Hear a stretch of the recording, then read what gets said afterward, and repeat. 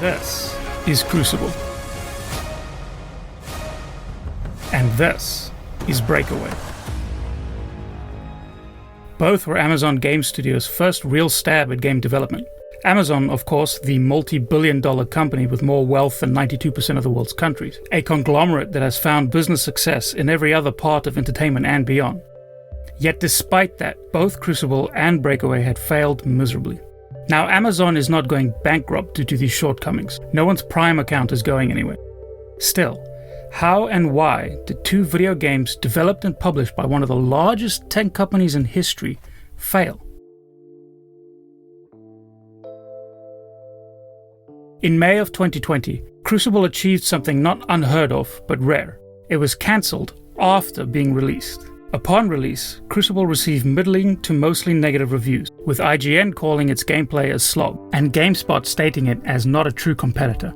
The user reviews were not much better, and a few days after its release, it was pulled from online stores and put into closed beta. A few weeks after that, Amazon pulled the plug. This was undoubtedly not what Amazon had in mind when releasing Crucible. It also was not the first game that it had terminated. So buckle your seatbelts, it's time for some Breakaway action. You guys ready? Breakaway is another project that Amazon Game Studios ultimately cancelled. It was meant to be a competitive team-based brawler, mixing Power Stone, Rocket League, and League of Legends, designed to be an esports spectacle. But if that sounds like an enormously confusing blend, it was. Breakaway was primed for Amazon's then newly purchased streaming platform Twitch. It even had Twitch elements built into the game, like the ability for a streamer's audience to bet on the current match with in-game currency, and their matchmaking system placing multiple streamers into the same game. However, despite having all the ingredients of something great, with Twitch support to boot, Breakaway was cancelled a year before its release. The reasoning being that the game was hard to understand, both from a player and spectator's point of view.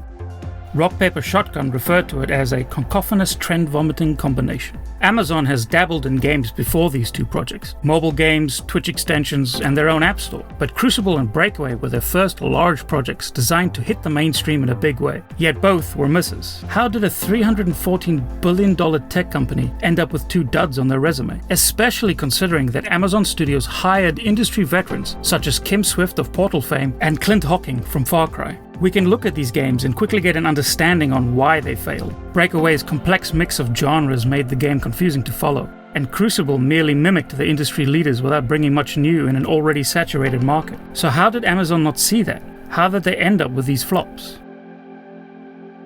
Through Jason Schreier and Prema Anand's excellent Bloomberg article that interviewed developers at Amazon, we can get a glimpse of the more significant issues at Amazon Game Studios. One issue that comes up repeatedly is the man running the studio, Mike Frazzini. Frazzini has never released a game in his career, and his lack of experience shows. One developer said, quote, "The team cringed as Frazzini struggled to differentiate between hyper-polished conceptual footage and live gameplay, a sign he didn't understand the technology." Yet Mike Frazzini was put in charge. The culture in Amazon was that if you can run a business, you can run any business. But those of us that are familiar with the games industry knows that it's a miracle any game gets released, let alone good ones. Mike Frazzini's money first and too big to fail corporate culture enforced many decisions that contributed to AGS's failures. One such decision was to create their own game engine, the tools needed to create a video game. The industry standards are Unreal Engine and the Unity engine.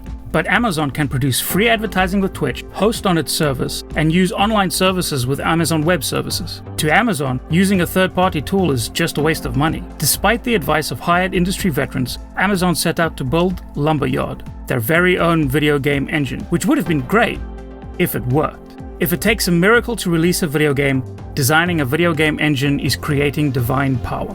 Lumberyard is described as esoteric and painfully slow in the Bloomberg article. A former employee states, quote, "Lumberyard is killing this company." Yet Mike Frazzini had demanded that all Amazon-developed games use Lumberyard, further demonstrating his lack of knowledge of game development and the technology it uses. Unfortunately, this compounded with his misunderstanding of how the business worked. While developers working at Amazon Game Studios voiced ideas of making something original and innovative, using Amazon's considerable resources, Mike Frazzini had other plans. After reading up on what games are making the most money, he would demand that the developers chase these trends, evidenced by their games. Breakaway, a mixture of many successful games, and Crucible being another hero shooter clone impersonating Blizzard's Overwatch. Frazzini wanted a product that has shown to do well in the market that Amazon could make cheaper and undercut the current reigning game. We as gamers know that's not how it works, otherwise we'd all be talking about the latest Call of Duty clone coming out of China. Frazzini not only demonstrated that he's not the man for the job, but it also shows Amazon's attitude to game development. Breakaway and Crucible failed, in short, because they were bad games. Amazon developed bad games because, despite their deep pockets, resources, and the industry veterans it hired, the culture and mentality at Amazon put a man in charge who had no experience in game development. Instead, approaching this unique industry like you would selling a product on, well, Amazon. That's how and why one of the largest tech companies in the world ended up with 2 failed video games under their belt. This could very well be where the story ends. However, it seems like Amazon Game Studios isn't ready to give up yet. In 2018, Christoph Hartmann was hired as AGS's vice president and had been given a lot of the decision-making responsibilities. Hartmann has worked in the industry for over 20 years and was the president of Take-Two Interactive and a founder of 2K Games, having worked on gaming gems such as BioShock and Borderlands. Hartmann's hire shows a potential change in mindset and understanding at Amazon. Just because you can sell books doesn't mean you can make a game. Fortunately, we may not have to wait too long to see what kind of change Hartmann can bring.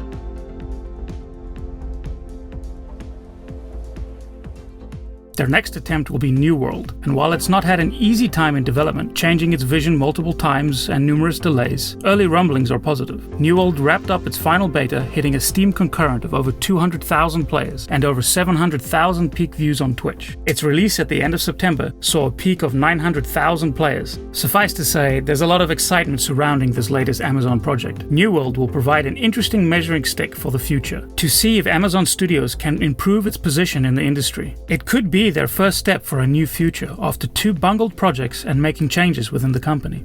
It's interesting to see the studio's history and how they've reacted, but it's hard not to imagine what a game company with Amazon's resources could do. Whether or not they meet that potential, only time will tell.